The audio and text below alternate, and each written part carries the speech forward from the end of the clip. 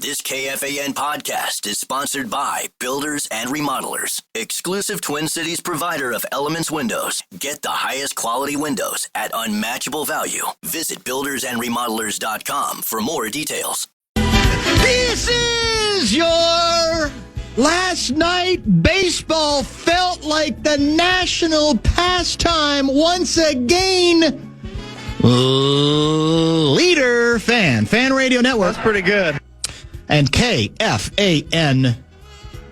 2 minutes, 24 seconds past 3 o'clock Central Daylight Time. We welcome you back to the Bumper to Bumper program on a very murky Tuesday here in the Twin Cities of Minneapolis and St. Paul. Guardsy produces the show. My name is Dan Barreiro, former Inkstein Wretch, newspaper The Twin Cities. We are again going the distance today. That means all the way until 6:30 tonight. Both of our guests are expected in studio today. Lou Nanny in the 5 o'clock hour. I'm shocked, very shocked that he's still here, given the weather conditions. We haven't even, I don't even think we've hit 50 today, have we? Or if we have, not much north of 50. We're at 51 right now. Okay, well, I don't think we're going to get much warmer than that. That's way too chilly for him, despite his Sault Ste. Marie roots. And Kevin Seifert in studio is scheduled to join us about 30 minutes from now. Seifert and Luigi, those are our only two scheduled guests at the moment. Bradshaw and Brian KFAN text line is open at 64686 as well. I'm assuming, maybe I shouldn't, that you did not stay up for the 18-inning Game 3 of the World Series last night or this morning. You assume correctly. Here's where I feel really proud about the way it went for me last night. I'm not going to lie and pretend that I watched the last 4, 5, 6 innings. But you know what I did do? Said to myself, I'm kind of tuckered. I'm a little tired. I don't think I have it in me to stay with it on the TV. So I turned on the radio. Wow. And I listened to the last 2 innings as I'm dozing. I like it. But I woke up to the excited cries of whoever was doing the radio. This was, I think, via Sirius. Whoever was doing the radio play-by-play of the game-winning Freddie Freeman walk-off home run. That was at 11:50 p.m. Pacific time. Correct. So that would be 1:50? Yes. Here. And I felt like a kid again. Because I'm one of those people, one of those old-time guys, old enough to have often listened to baseball, the national pastime, on the radio. As am I. I felt kind of good. At first, I felt guilty. Oh, you got to stay up for this. This is unbelievable. You got to watch it. I said, do I really? Well, how about if I play it halfway and I got it on the radio and I can at least tell myself, well, this is how you used to listen on the transistor radio. This wasn't transistor. This was my phone, which can also double as a radio. It can. Via online purposes. And I heard the game winner. It was kind of cool because it had so many elements of what you could say, as I mentioned. Once upon a time, boys and girls, and I know this is difficult for people to believe, baseball was easily the most popular sport in the United States of America. And it wasn't close. Football wasn't close to how big and mythic Major League Baseball was. And I don't know that you can get any more mythic than what took place over 6 hours, 39 minutes last night. Dodgers 6, Toronto Blue Jays 5. Is it the pivotal game? There are some people saying the Dodgers are not going to, they're going to win the next 2 and it's going to be over. I'm not exactly sure about that. But it had a lot of really, really entertaining elements. Not the least of which, of course, was, again, I still feel like because baseball is not the national pastime anymore, the Ohtani phenomenon, I still don't believe is getting the due beyond the ball guys that it deserves. It's not. It's just not nationally. It's not permeating the way it should. He reached base 9 times last night. 9 times. 9 times. 4 extra base hits in his first 4 at-bats. He gets intentionally walked 4 times the rest of the way, and they pitch around him another time. And to boot, he's the starting pitcher in Game 4 tonight. I mean, you can't make that up. He takes the ball tonight. He takes the ball tonight after being one of the dominant offensive players. Yet again, we're seeing something, boys and girls, that we're not going to see.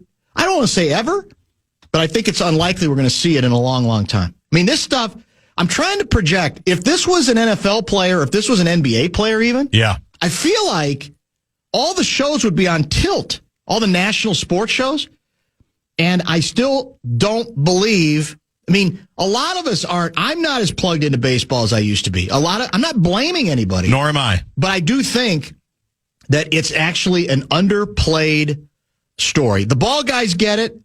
The people who still adhere to, the ways and means of baseball and still think of baseball for them as the national pastime, they get it. But I'd say the vast majority of people absolutely have no idea what they're either watching or missing if they're not even paying attention to it. They just kind of go, oh, Ohtani had another big game. Yes. Bill Simmons had a funny tweet. He took a video. He was sitting like right behind the plate last night. He's an LA guy. And it was Ohtani's second home run, I think the one the opposite field. And his caption was, they stopped pitching to Ohtani after this. Yeah, that's it. That was all he said. Yeah. By the way, to get you ready for tonight, I'm reminded you can do it maybe during the break. All of us, including you, can listen to ESPN Radio and the World Series via iHeart on the iHeart Radio app. Good to know. So maybe make that a preset tonight, and then you don't even have to worry about finding your Sirius app, or you don't even have to make a decision. You just go to your iHeart app. Did you get a text on that? No, I just off the top of my head, I just came up with this. I wasn't urged at all by anybody in management or my direct boss, but you can move the Timberwolves channel down one preset, or just put it right next to the Wolves channel and listen to ESPN Radio. By the way, I know the debate's broken out about whether it's fair game to walk him intentionally that many times. Whether you're kind of destroying the spirit of competition. What? At some point, you got to go out and come on. Let's play the game. I have zero problem. Do you want to try to win the game? Zero. I mean, this is not your average slugger. This guy's unprecedented. I have zero. That's part of it. That's always been part of the strategy of baseball, to be honest. You don't always challenge people. In fact, sometimes challenging that player is stupid and reckless. And you can say, well, that's really not what competition is supposed to be. Maybe if you're Jack Morris, I get it. Mm-hmm. But even him, I think there's times where you say discretion is a better form of valor. We're not going to let this guy beat us. Because he's already beaten us. He's already beaten everybody so often. Now, is it disappointing to people who, I want to see another reel at bat? Yeah. I want to see what he can do with it. To that extent, yeah. But the fact is, they did pitch to him. They pitched to him plenty. And they got tired of him tattooing the ball out of the ballpark or for extra base hits. Well, what's the comeback if they do pitch to him and he wins the game in the 14th inning? Why are you pitching to Ohtani? That's it. Anybody saying that? Well, the act of pitch, certainly pitching around hitters is as old as the game. Of course. Now, intentional walks, you can say, what's the line? But I'm just not going to give him anything good. How many times has a pitching coach walked out to the mound or a manager and said, don't give him anything to swing at? A lot. Correct? It's not that surprising. So it was actually kind of cool to hear the call in that way and to sort of be transformed back to the way a lot of us used to listen to baseball. And that's, as I said, you can listen to any sport, obviously, on the radio, on the iHeart app, whatever the case may be. But there is, I still think, something romantic about baseball on the radio. Mm-hmm. And I was kind of sent back to exactly that. 18 innings, correct? Yes. So that game, East Coast, ended just before 3? It did. Yeah. It was awesome. Imagine, by the way, an 18-inning game before the shot clock. That probably would they'd still be playing, potentially.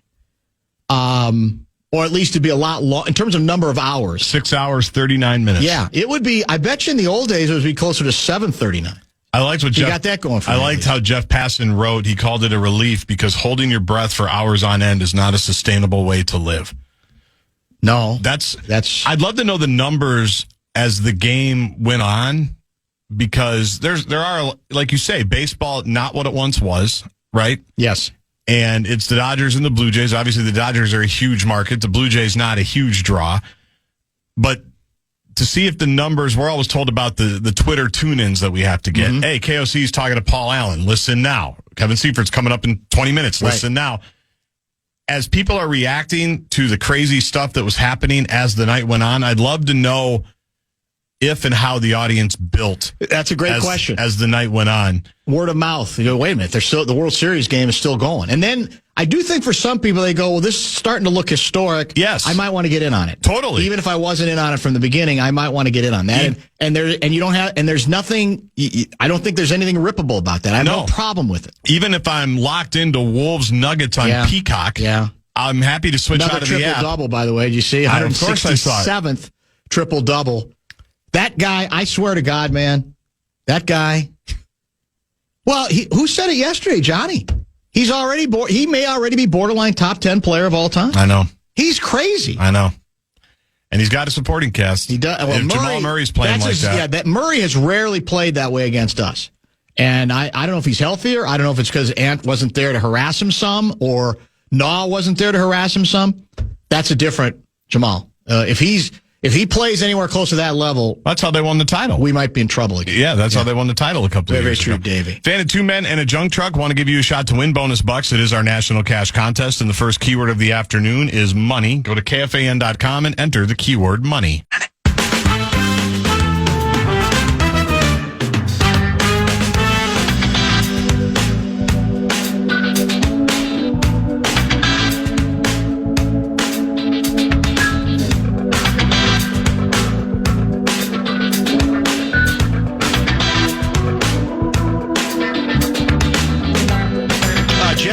Monticello, World Series last night. I tuned in at about 9:15 to watch the last readings of the game. I still like baseball, especially, I assume he means last innings. This could be a dictated text.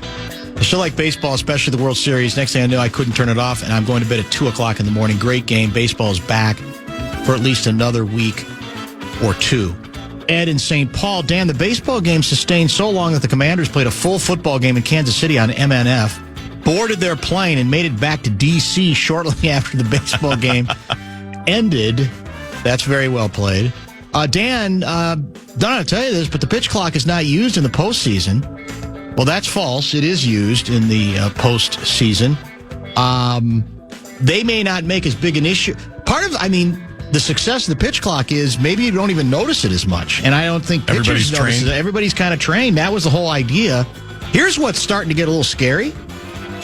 The number of, as baseball games are shortening, the time of game for NBA games, it's going up. Yeah. It's getting longer. There are a bunch of games in the 2:30, 2:40 in a couple cases range. I don't know what's happening, what's bleeding there, or why that trend seems to be growing. I feel like the media timeouts are very long. That could be some of it. I feel like there's a lot of timeouts. Again, there's too many games in an NBA season, just like with baseball, for the average. Now, I don't know that the average is 240. That might still be an outlier, but the fact that you have any of those things going on, not very good. Wolves game started late because we were the second game of the national doubleheader, and we had a terrific first half after a relatively slow start, turned it big time in the second quarter, and couldn't sustain it, which may not be all that surprising.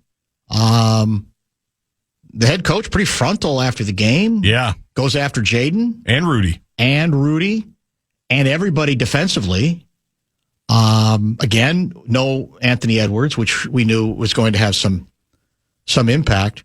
But we talked about this with Johnny Athletic. Denver's supporting cast is vastly...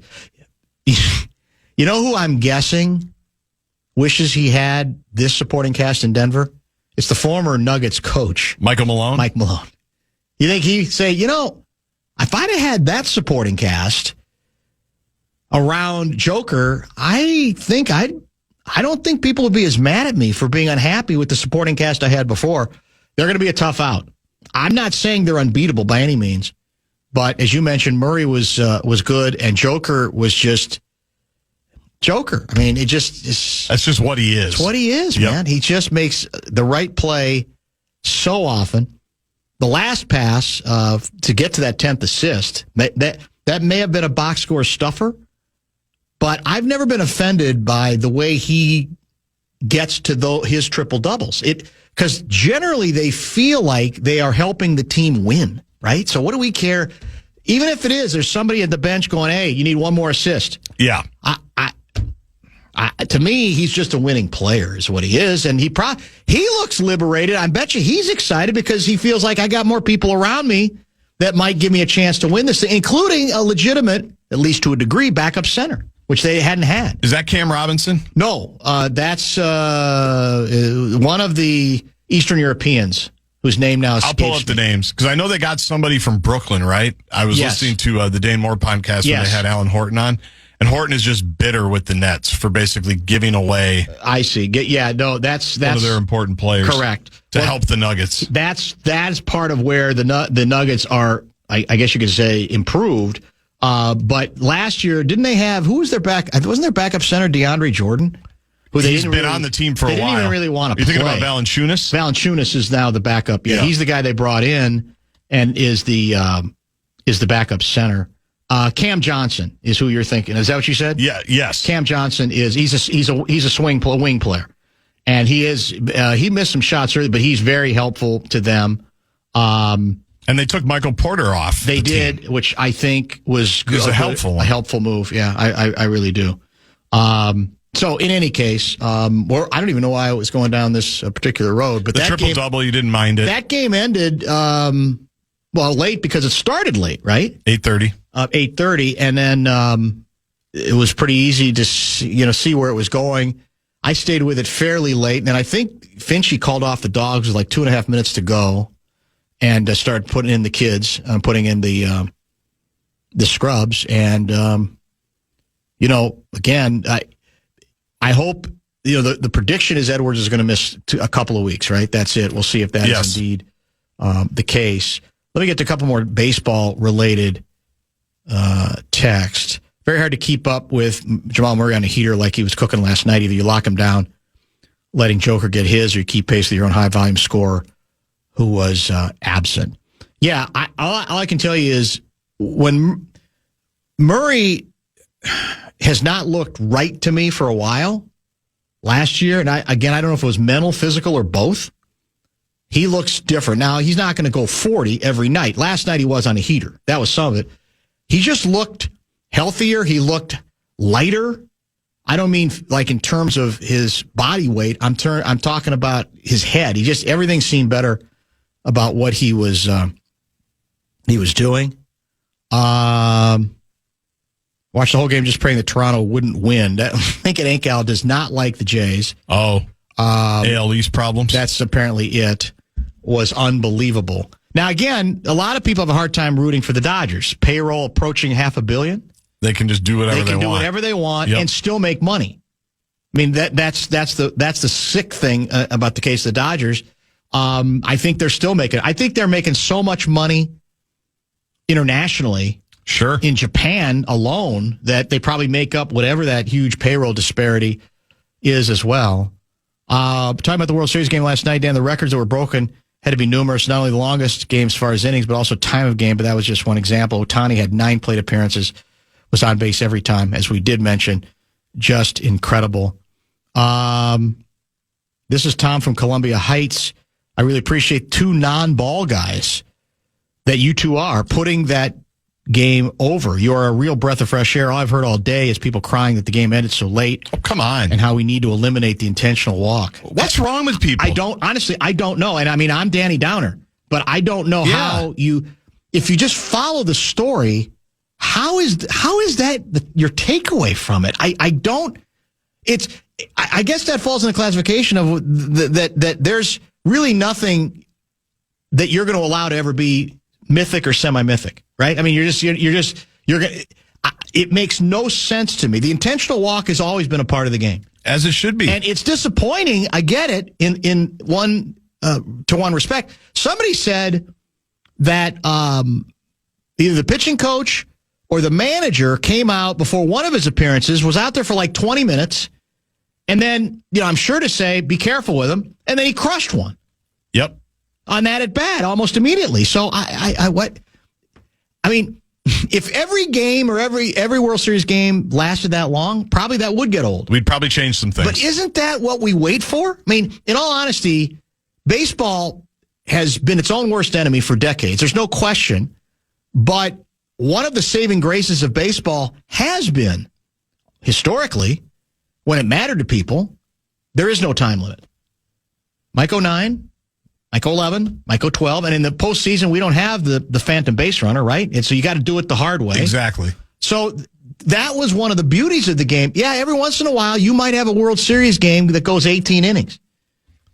And we don't need there's it no in time May. clock. Yeah, exactly. I don't. So I haven't heard. Is that a lot of people have been bitter about I hadn't heard that. You're worrying to me about the wrong things. Yes. If that's your takeaway out of a game like that, the strategy of continually saying we're not going to let this guy beat you, that's not non-competitive. That's smart base. That's smart. Exactly. You're trying to win. You're trying to win the damn game in the end, aren't you? You give him the base. Seifert in the house? He's right behind me. He's a ball guy. He's a ball guy. Maybe we'll talk to Seifert a little about that. I think Seifert and I might be arguing a little bit today regarding the Wentz quarterback controversy, which is ongoing. We'll see. We'll find out. Just the way he has characterized a few things via X makes me wonder. The head coach talked about it a little bit today with PA. Is that correct? He did. We'll get into all that with Seifert. We'll get into other things regarding this football team. We haven't had a chance to talk to Seifert since the debacle on Thursday night in Los Angeles, correct? We have not. He's not been on the program. Is the season done, in effect? All those things will be explored. If you have questions, Bradshaw and Bryan KFAN text line is 646-86.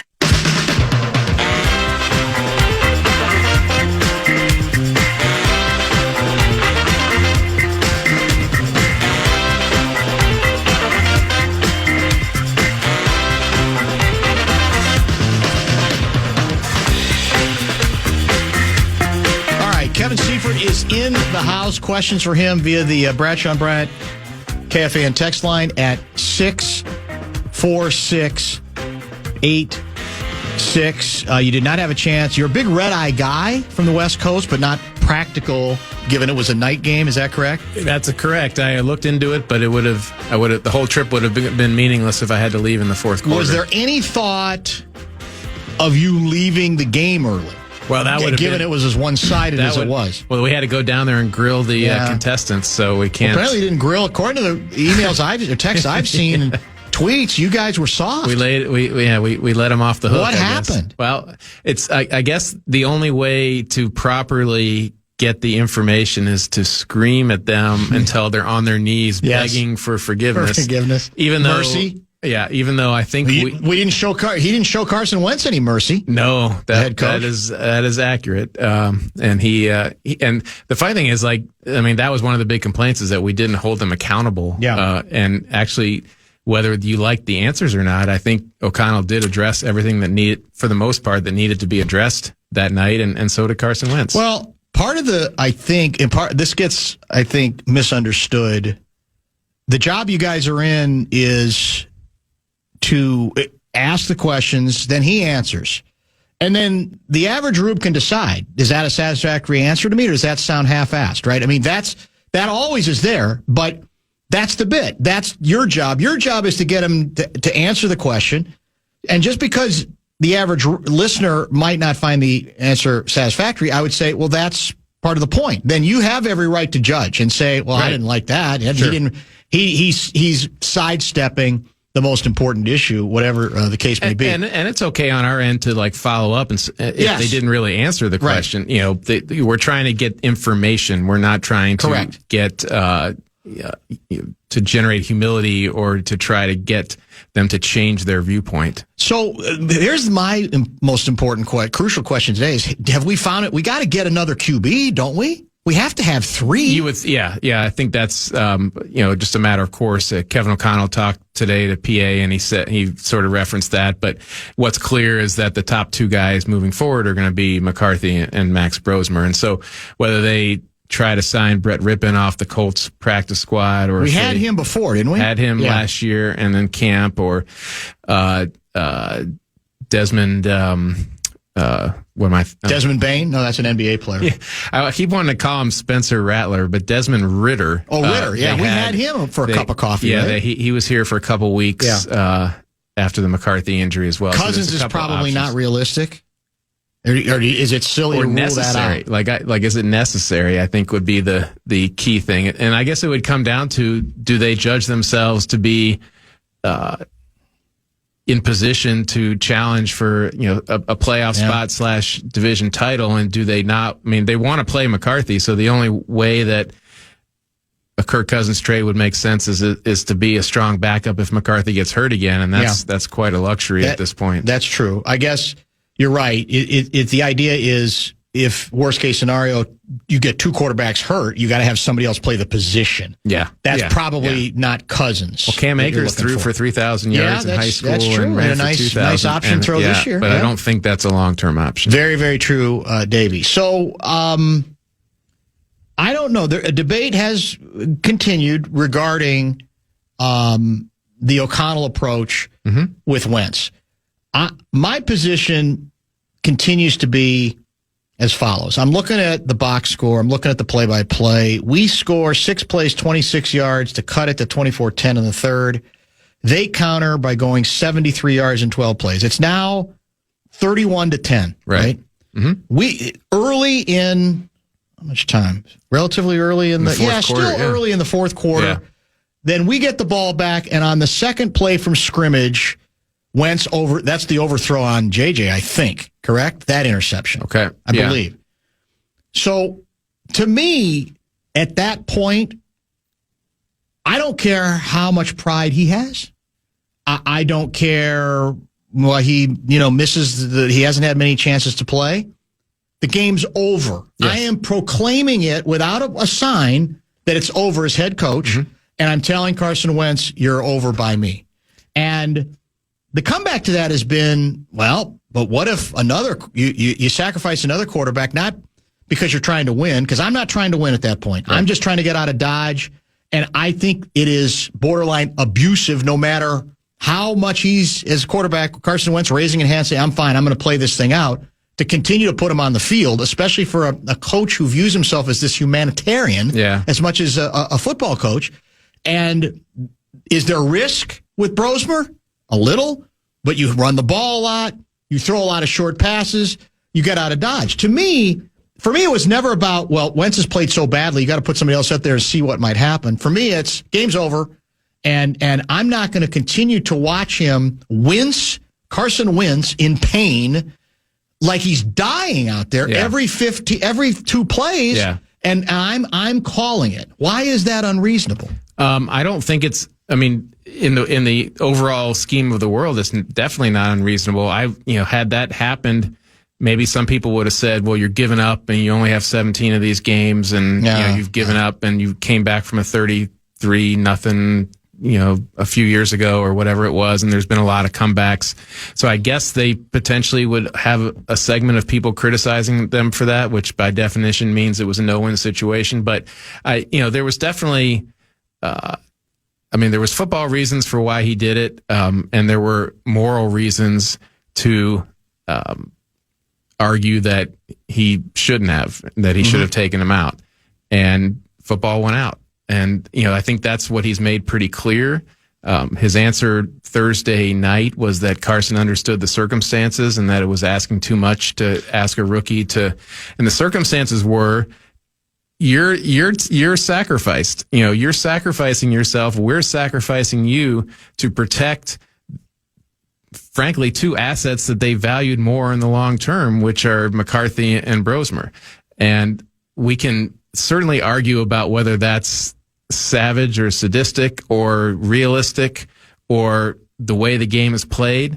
But I think, to me, it's pretty clear where he landed on that spectrum. It is, and I would submit that if Mike Zimmer did the same thing, he would be called a Neanderthal for doing it. Well, and I think O'Connell's taken it pretty good from the fan base. I don't know if they're using words like that or if we're getting into the cutting the animals' heads off and and whatnot. And we've generally understood O'Connell not to be that Well, for me, that goes out the window. That's what I'm saying. You can't, with a straight face, come to me with that. I'm not even saying what he did isn't the same thing a lot of coaches would have done. But then you have to stop pretending that somehow you grade yourself in a different way on a humanitarian scale, because there was nothing humanitarian. And again, that to me, the head coach, he can hide behind Carson knew what he was in for. And we talked to the doctors. Yeah. And although I've heard some interesting things behind the scenes maybe about that. Not all doctors necessarily agree either with the decision, whatever, if that was the recommendation. But in the end, you are the head coach. Yeah. So you can unilaterally say, yeah, Carson did not in any way pull himself. Let me make that clear. I made a decision under these circumstances, because we're never going to know if the whatever surgery they have to do, the damage got worse or not on the basis of what took place in that game. They're gonna say it didn't. Mm-hmm. They're gonna say the mechanism they had him attached to harness, made sure that nothing like that was gonna happen. We're never gonna know that, though. No, and no, probably not. And I would also say though that there's a difference between being a humanitarian in public in the real world and being a humanitarian in the football world. Yeah, I agree with that. Because that becomes like, and you might have some thoughts on this, like, and I haven't had a chance to talk to many players about this or not, but do we think that the players necessarily viewed this as unnecessarily savage? It's a great question. Or is this, 2 weeks ago, Brian O'Neill played 70 plays with a sprained MCL. Yeah. The camera is not on him because he's not a quarterback. That's fair. He may not be as an expressive of a pain shower as Carson Wentz was in that particular case. And I will say that Carson said that he's been in pain a lot. This was probably the most pain he's ever been in a game. So I'm not, trying to draw an equivalent between Brian O'Neill 2 weeks ago with the MCL sprain and what Carson was going through. But, and I have always tried to be very cognizant of not being Neanderthal football guy and expecting the NFL to do more from a health and safety standpoint, and having witnessed a fair bit of that, evolution over the years. I don't want to then fall back and say, well, this is, the game is savage and that's the way it is. And so I think this was an extreme case, but I do think that on a weekly basis on every field in the NFL, there are people playing in some levels up to extreme pain. And maybe we don't always know about it because it's not the quarterback. Yeah, I agree with that. I think I get it. 3 touchdowns. We've seen, people can convince themselves that the game is not over, but the eye test said that game was over. Yeah. And again, I don't even know after the pick whether the Chargers scored again or not. Yeah, I think they didn't they end up with another field goal? That would have been a field goal. Yeah, that's exactly it. Here's the INT field goal. So now it's 34-10. I say that's it. Yeah. We appreciate you. If anybody wants to be mad at me for pulling the plug, that's fine. I'll do it. But that's the end of it. I don't know. I'm still very much surprised that this isn't an easy. For me, it was an easy call. Yeah. On the basis of, again, because some people wanted to switch because they're so excited about Brosmer that they want to see him. And I'm even here to tell you that I'm not putting him out there for that reason, because it's an unfair situation we're going to be put into in terms of evaluating him on how good does he look. Yeah. I'm saying that you can't judge him on that game based on the circumstances. You're on the road. The offensive line is a disaster, and the game is pretty much over. I am saying, I'm going to take my chances that he might get hurt, because I can control that to a degree by not dropping my quarterback on deep drops at all, and handing the ball off and quick kicking if I need to. Yeah, it's a tough one, and I think it also opens up the question of, okay, again, there's injuries happen, but if your starter is dealing with what we now know, and this is an important point, this all happened in the Browns game. It's not like he, all the information about the injury came out yesterday, but he had the torn labrum and he had the fractured shoulder socket, 3 weeks ago. So it's not as if, so they walked into this game knowing that that's the injury and that this is the potential for pain on a short week. And they went in with I mean, you could make an argument that they needed to have a better option as a backup quarterback. If the backup quarterback is a guy you're only going to put in certain situations, or you're going to try to protect him, or you think that it could hurt his development, understood. But like, from a team building standpoint, even if it's just for one game, like, don't you need to have a quarterback that you're ready to put in when the time calls? Can you make the argument? And not for performance reasons, but for morality, for moral reasons. Like, one of the reasons he's saying he didn't put him in there was because he didn't want to essentially expose him to the carnage. And like, you need to have at every position, you need to have, wasn't like you'd already had a quarterback hurt and this was the second, and then now it's a third. Like, the backup quarterback should be available to go in independent of the carnage. So it's basically what this is telling me is Wentz's mistake was not going to the sideline and say, I can't go anymore. Yeah, because at that point, the head coach has no choice but to do that. What I'm saying is, I get the football mentality, I really do, but I would not have, based on what I saw, with notwithstanding a color analyst guy who Guardsy was talking about yesterday, Herb Street, basically saying, "Hey, you're showing too much of your emotion." He whiffed on that. Yeah, badly. That I would, because can you make the argument, even with you can't play McCarthy yet, obviously. Even if Brosmer is an undrafted free agent, he's been around you since for the entire offseason. Yeah. Can you make the argument that a healthy QB then, might have actually given you a better chance to have a couple of good plays compared to, how much is it fair to say that Wentz was limited beyond just, and we assume not so much because it's his left arm, but he sure as hell looked to me like he was off as much as anything, physically as much as mentally. Think about doing anything. Think about doing a radio show when you're in excruciating pain. Think about doing it is the chance of being at your peak performance when you're in that kind of pain is not high. And I don't think anyone thinks that he was. How do we know it didn't get worse? We know that's what they're saying because they're protecting themselves. But example, the brace he had on, whatever the contraption they had on him for that game, was far more elaborate than they had the two previous weeks. Right. Fair to say? Yes. So that to 100%. Me says, well, something's going on. I think that was part of that was probably the fact that he didn't get as much recovery time in between. But I talked to somebody yesterday who said, you can never say 100% that, and this was a medical person, you can never say 100% that it's not going to get worse, because there's ways for everything to get worse. The damages are already done, but what about when you compensate? Brian O'Neill, we were talking earlier, he played and then he didn't play because he had been compensating and his left knee got swelled up. And so you can never say with 100% certainty that it couldn't get worse. And I can't tell you right now that it didn't somehow get worse. It was there was a fork in the road, and he took that, and I think he opened himself up to the criticism. And based on what I heard today, with him from PA, he's not having any second thoughts about it. All right. We have more than half the season yet to go. Mm-hmm. The team is sitting at 3-4? Yeah. It feels like the season is teetering, given who you got to play this week, really what your schedule is the next 4 or 5 weeks, notwithstanding the Bears game, right?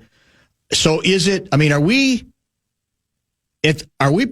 they lose to Detroit, are we then at a point where, in an odd sort of way, the Vikings and KOC can relax and say, we don't really have anything to worry about regarding competing ideas, whether we're going for it this year or not with all the free agent picks we've made. Now it's pretty clear we're not going anywhere this year, and we can give the young quarterback the opportunity to make these mistakes that he's going to inevitably make to get him to a better place, a la the New England quarterback from a year ago. Drake May. Yeah. I think that's going to happen regardless. I can't. He would have to perform at such a low level for them to feel like they need to bench him, assuming that he's healthy. Right. That I think he's going to be the starter, absent playing at a middle school level, frankly, for the rest of the year, and he should. You mean 7 of the first 8 quarters? No, even worse. Even worse than that. Even worse than that. That was pretty middle schoolish.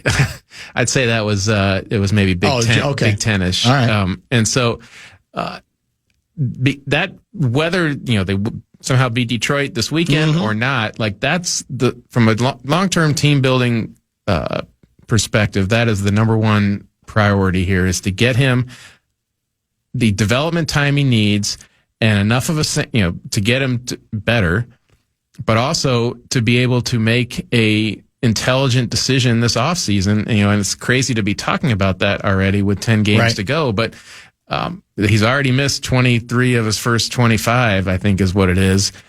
He needs to give them a large enough sample size so that they can reasonably go into next season with him as their starter, or not. If they think that what they've seen tells them they can't do that, then they have to go find the next year's Daniel Jones. And it doesn't mean you give up on. I certainly don't think that there's any scenario where they would give up on him by the end of this year, but maybe change gears in terms of the speed with which he's going to assume the full-time job, and whether that means taking a step back next year if necessary or not. They need data to make that decision. And so I can't foresee a scenario, realistically speaking, that he's not the starter for every game for the rest of the year unless there's an injury. Until there's an injury. That's what I go with. Wow. Just saying. Well, wow. We don't know he's going to start against Detroit.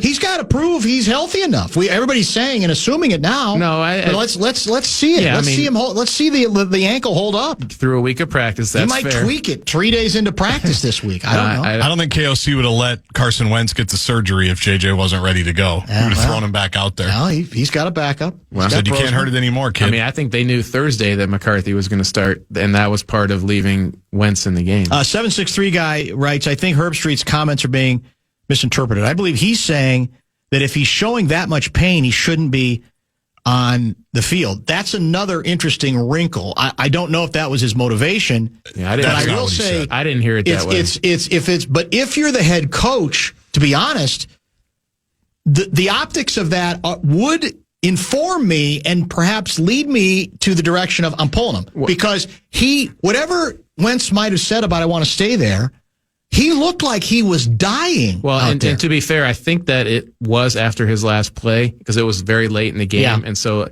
by the time they got the ball back, there was like 2 minutes left, if I'm remembering the order of things. And so that is when Brosmer came in. Yeah, so I think Wentz's last play, he got hit on like a fourth down. Right. That might be right. And it was an incomplete. So the offense is off the field. And that's when he came out the field and threw his helmet and was basically, trying to stay conscious.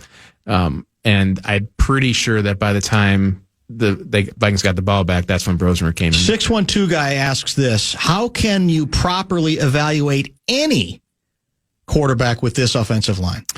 I mean, it's not that. First of all, it's the part of evaluating a quarterback is can he perform in less than ideal circumstances. So wasn't the Chargers' offensive line kind of screwed up, and they weren't they down to like their third or fourth or fifth string running back?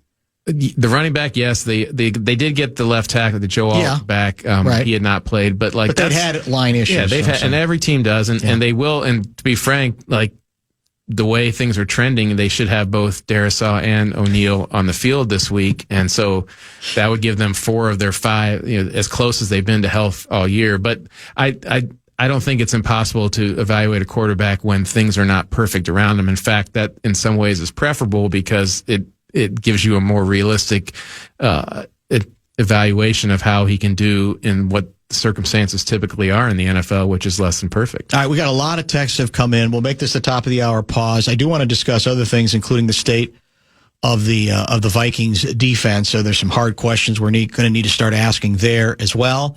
64686 is the Bradshaw and Bryant KFAN text line number. Louis is scheduled in studio probably about 5 o'clock or so. It's a hugely calamitous day on the Minnesota sports calendar, Calamity Guardsy, especially related to your favorite football team, the Golden Gophers. Were you aware of that? It's amazing how many there are today. And maybe I forgot. It's the fall. Everybody's playing. There's a lot of options. Yeah, unfortunately, in the history of this program, there's quite a few. So we'll get to all of that before we're done at 6:30. More Seifert next.